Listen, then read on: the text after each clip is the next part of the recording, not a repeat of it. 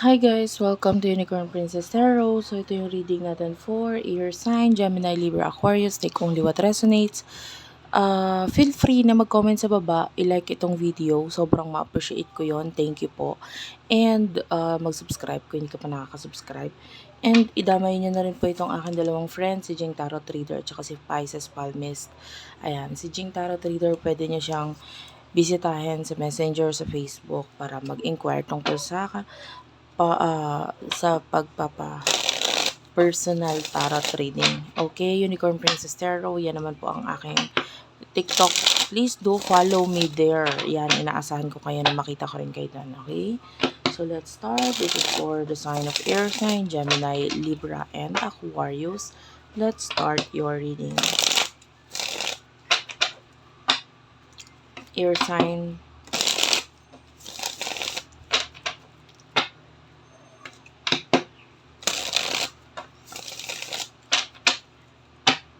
For air sign, please. Spirit guides angel guys for the sign of air sign.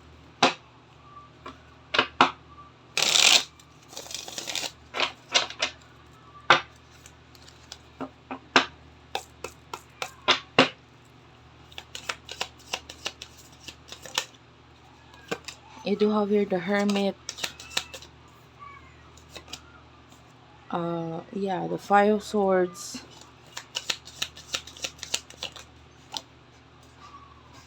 Nahulog guys, wait lang, pupulutin ko lang.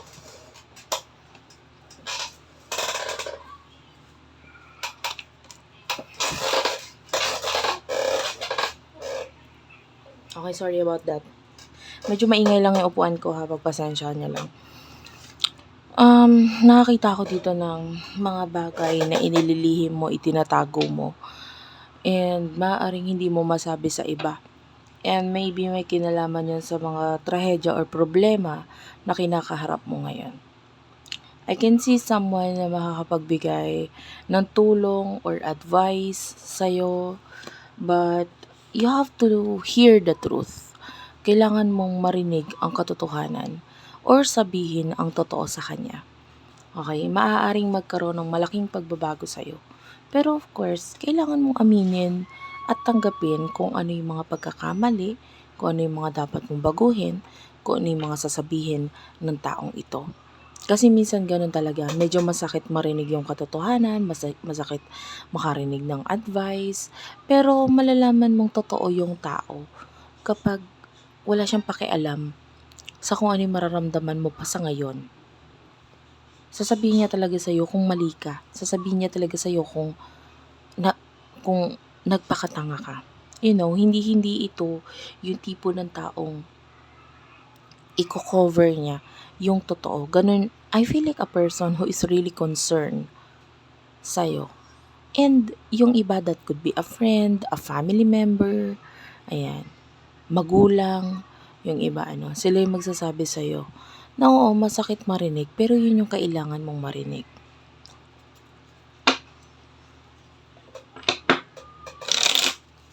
Lalo na kung ito ay magulang, yung parang magsasalita lang yan sa una, pero tutulong pa rin yan, no?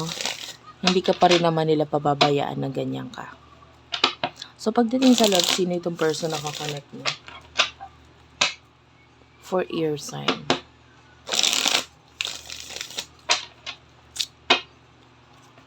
For air sign, please.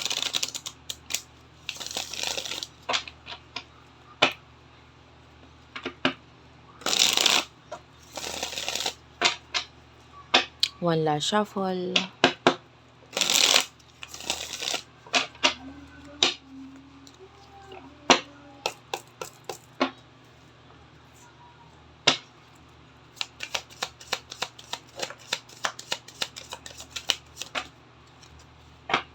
Hindi ko to kukunin ha, masyadong marami. Ilagay ko lang yung isang lumipad. So, ito yung King of Swords. Ten of Swords. Ace of Wands.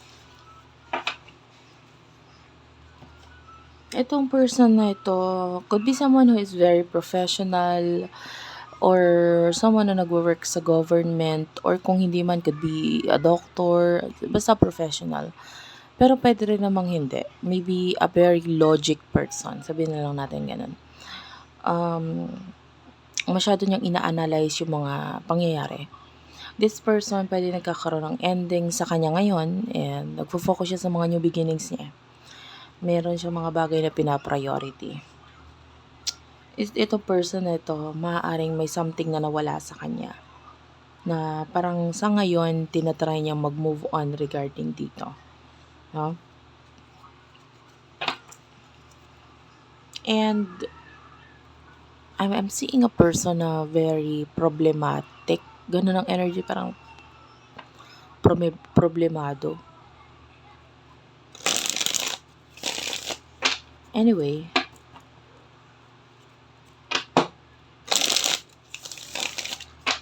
kung may problema ka, parang may problema din yung taong 'to, pero puwedeng hindi mo rin binabanggit yung problema mo sa kanya, okey? Or puwedeng ikaw din naman narinig mo na rin yung problema niya and then puwedeng nagbibigay ka rin naman ng advice sa kanya. Puwede rin namang hindi, but I can see for some of you puwede kasing may communication. So, ano yung mga nasa isip mo at emotions mo tungkol dito sa taong 'to? For air sign, please. For air sign. The Lovers is here. Okay. You could be in a relationship with this person or maybe may spiritual connection sa inyo. Twin flame, soulmate, the moon is here. So, medyo malalim yung connection ninyo ng taong ito. Okay? Malalim ang connection ninyo. By the way, nakakaamoy ako ng chicken curry. This could be a reading. Or pwedeng nasa bansa ka wherein, alam mo yung amoy ng chicken curry powder. So, pwedeng mahilig sila sa ganyan na amoy. Hindi kasi ako marunong magluto masyado. Pero, yeah, yung parang ganun. Kung hindi ako nagkakamali, mga Indian ba yung mahilig sa ganun? Parang ganun. Or African. Not sure actually. Pero anyway, ganun. Yung curry powder. Yung mahilig sila sa ganun. Or maybe that's your favorite food. Or kakakain mo lang nun. So, you do have here the Empress. Okay, so, you feel like itong person na ito, alam mo puro major arcanas ha. The Empress, the Chariot is also a major arcana. And ito hindi to major arcana, Eight of Swords. But, Eight of Wands pala. This is not a major arcana. But, itong feeling mo, maybe you feel like may special connection sa inyo nitong taong to, no? Maybe feeling mo soulmate kayo, twin flame kayo, lalo na with the moon. Maybe nag-a-appear kasi siya sa dreams mo. And kung hindi man ngayon, maybe in the past. So, alam mo na special itong taong to. Yung iba sa inyo, pwedeng literal may relasyon kayo ng taong to. Pwedeng ganun. Or, kung hindi man kayo alam mo, iba-iba yung energies eh. So, kung hindi man kayo magkarelasyon, pwedeng you feel like, dapat siya yung karelasyon mo. Dapat may connection sa inyo ngayon. Etong person na ito, really do admires you. Ina-admire ka niya eh. Matindi paghanga niya sa'yo. Physically, emotionally, whatever kind of paghanga. Diba? Hindi lang physical ang nagugustuhan niya sa'yo. Hindi lang yung mukha mo. Lahat sa'yo. The Chariot is here. So, I can see someone na magaling magmaneho. Ganun. Maybe a car or motorcycle. Pwede ganun. Magaling mag-drive. Or maybe he owns or she owns such thing. And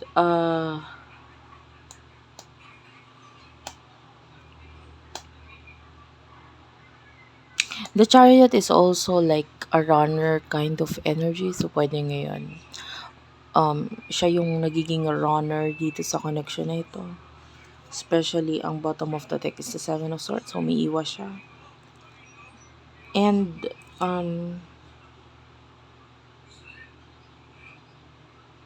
alam mo yung hinahangaan ka niya masyado na feeling niya hindi mo siya deserve.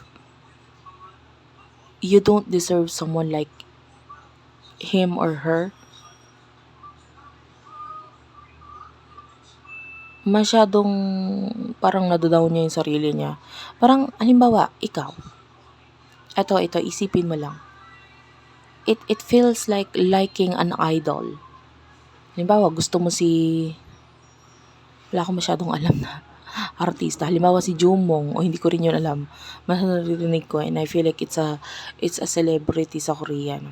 Halimbawa, gusto mo si Jungmong, nakikita mo, gwapo siya, talentado. And then, maiisip mo, ito lang ako eh. Hindi naman niya ako magugustuhan. Hindi niya ako deserve. And halimbawa si Jungmong umamin sa'yo. Ipupush mo palayo. Bakit? Kasi isipin mo madali lang para sa kanyang umalis sa'yo eh. Kasi ano ba mapapala niya sa akin? Wala naman. Madali akong palitan. Ganyan siya. Taas niya. Ako ganito lang ako. So ganito yung nararamdaman nitong taong to. Hindi ako nagiging OA ha. To the point na sinasabi kong idol ka nitong taong to. But he or she really do likes you. Ina-admire ka niya. And masyadong mababa yung tingin niya ngayon sa sarili niya. Because of how he or she views you. Siya yung umiiwas. So, what will happen in the future for the both of you?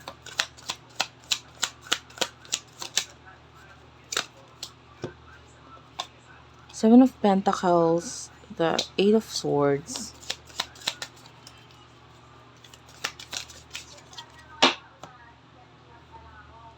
Six of Pentacles, and the Star. Okay, sa side mo, Four of Pentacles is here. Four of Cups, Five of Swords, Five of Wands, and Five of Cups, and the Queen of Pentacles is here. There's this Three of Swords and the Three of Cups at the bottom of the deck. I will take this as an additional message. So, what's with the Queen of Pentacles? Nakahamoy ako bigla ng usok. So, I don't know. Something to with smoke. So, maybe habang nanonood ka, nasa biyahe ka, nasa jeep, na mausok. Or maybe, may malapit sa yung tambucho, may malapit sa yung nagsisigarilyo, or ikaw ito, nag-i-smoke. This could be a reading. And I just smell a smoke. So,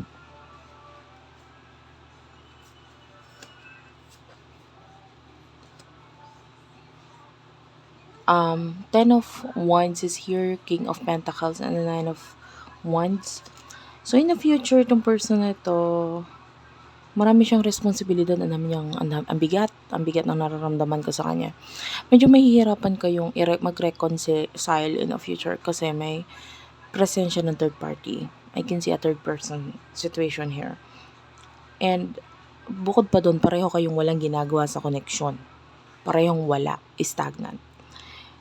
The Eight of Swords, you could be trapped or in a situation where hindi ka makaalis, wala ka magawa. And I'm seeing pagkikipag-away dito sa person na ito in the future. And that would lead into sadness. Okay? May mga makakalaban siya, makakaaway siya, magdudulot yun ng problema at kalungkutan sa kanya. There's something here na ayaw niyang i-let go. Pero no choice siya. But kailangan niyang i-let go. There's this Ten of Pentacles. There's a decision na kailangan gawin in the future regarding money. Pwedeng ikaw yon, pwedeng siya.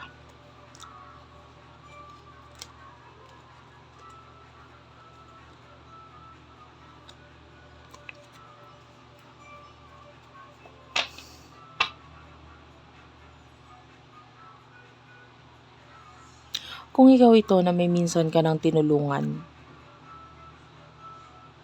Alam mo yun, kung ikaw yun, may tinulungan ka, maybe a charity, maybe a person na kahit walang-wala ka, nagbigay ka.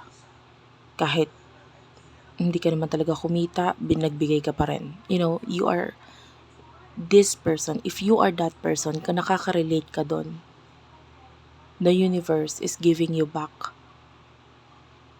3 times, 7 times.